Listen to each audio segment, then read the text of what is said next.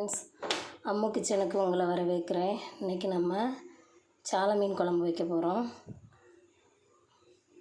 தேங்காவை வறுத்து அரைச்சி வைக்கிற சால மீன் குழம்பு எப்படி இருக்குன்னு பாருங்கள். வாங்க பார்க்கலாம்.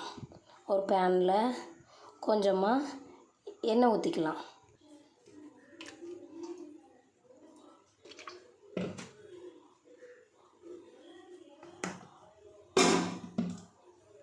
அப்புறமா கொஞ்சமாக வெந்தயம் போட்டுக்கலாம். வெந்தயம் நல்லா பொரிஞ்சு வந்த பிறகு கடுகு போட்டுக்கலாம். அப்புறமா கருவேப்பிலை, அப்புறமா சின்ன வெங்காயம் நல்லா வதக்கி விட்டுட்டு, வெங்காயம் நல்லா வதங்கின பிறகு ஒரு 2 தக்காளி, ஒரு 5-6 பச்சை மிளகாய் சேர்த்துக்கலாம்.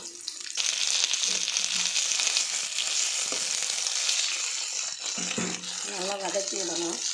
கொஞ்சமாக உப்பு ஆட் பண்ணிக்கலாம். அப்புறமா கொஞ்சமாக மஞ்சள் பொடி,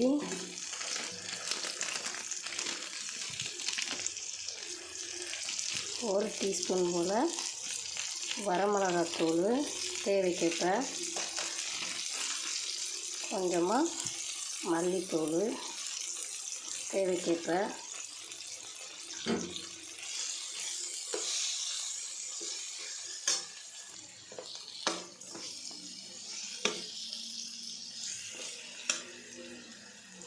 இப்போது தேவையான அளவு புளி கரைசல் ஆட் பண்ணிக்கலாம்.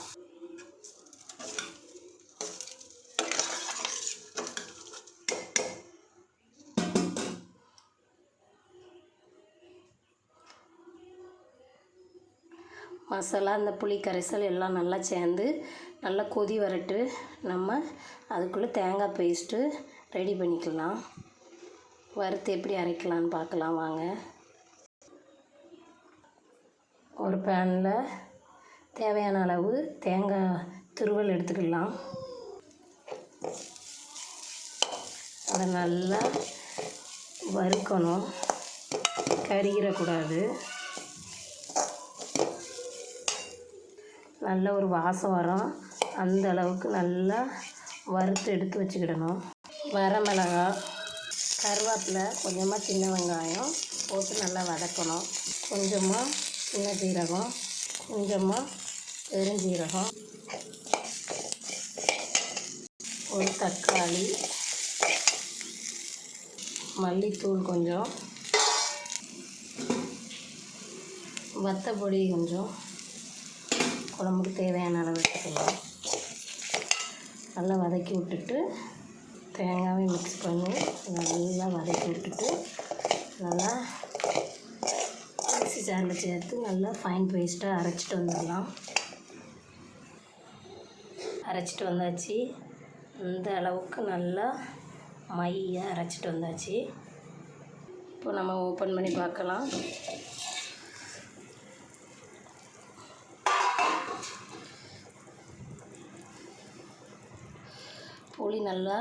புளி கரைசல் நல்லா கொதி வந்துட்டுருக்கு.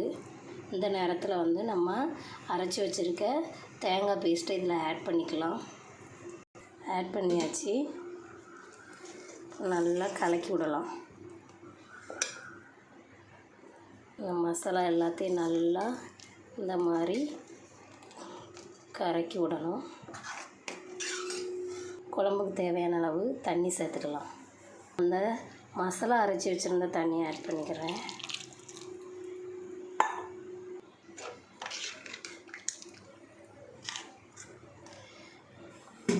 குழம்புக்கு தேவையான அளவு உப்பு ஆட் பண்ணிக்கலாம். ஏற்கனவே நம்ம கொஞ்சம் உப்பு ஆட் பண்ணியிருக்கோம், அதனால் அளவாக பார்த்துட்டு சேர்த்துக்கலாம். குழம்பு நல்லா கொதித்து வரட்டு. அப்புறமா மீன் ஆட் பண்ணிக்கலாம். இப்போ எடுத்து வச்சுருக்கிற மீனில் கொஞ்சமாக எடுத்து பொரிக்கிறதுக்கு விரைவி வச்சுக்கலாம். மீன் பொரிக்க மசாலா ரெடி பண்ணலாம். மஞ்சத்தூள் கொஞ்சமாக, வத்தப்பொடி கொஞ்சம், பொடி உப்பு கொஞ்சம், கொஞ்சமாக எண்ணெய் ஊற்றிக்கலாம். இதையெல்லாம் நல்லா கலந்து விட்டுக்கலாம்.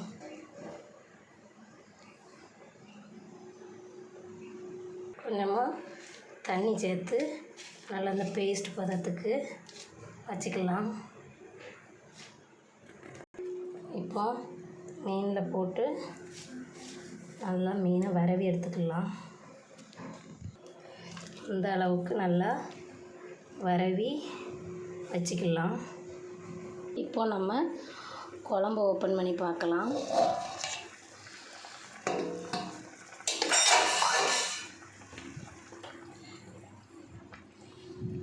மசாலா எல்லாம் நல்லா கொதித்து எண்ணெய் பிரிஞ்சு வந்திருக்கு.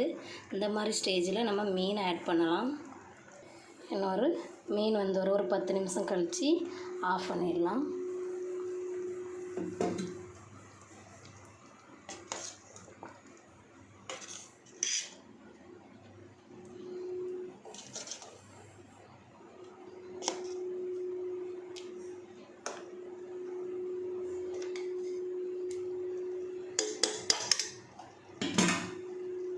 மீனில் ஃபைனலாக கொஞ்சோண்டு கார்ன் மாவு தூவி வரவி வச்சுக்கலாம். மீன் குழம்பு ரெடி ஆகிட்டு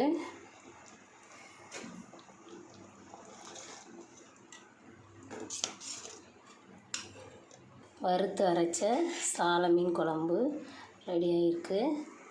நீங்களும் ஃப்ரெண்ட்ஸ் உங்கள் வீட்டில் செஞ்சு பாருங்கள், எப்படி இருந்துன்னு சொல்லுங்கள்.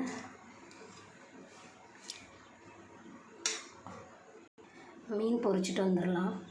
ஒரு பேனில் கொஞ்சமாக எண்ணெய் ஊற்றிக்கலாம்.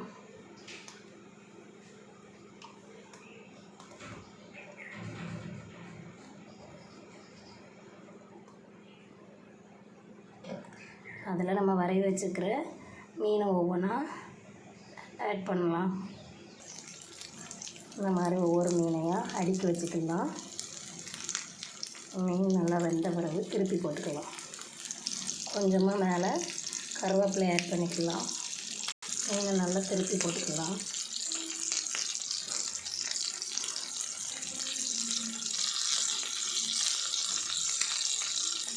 மீன் நல்லா வறுபட்டுருச்சு. இப்போ நம்ம எடுத்துக்கலாம்.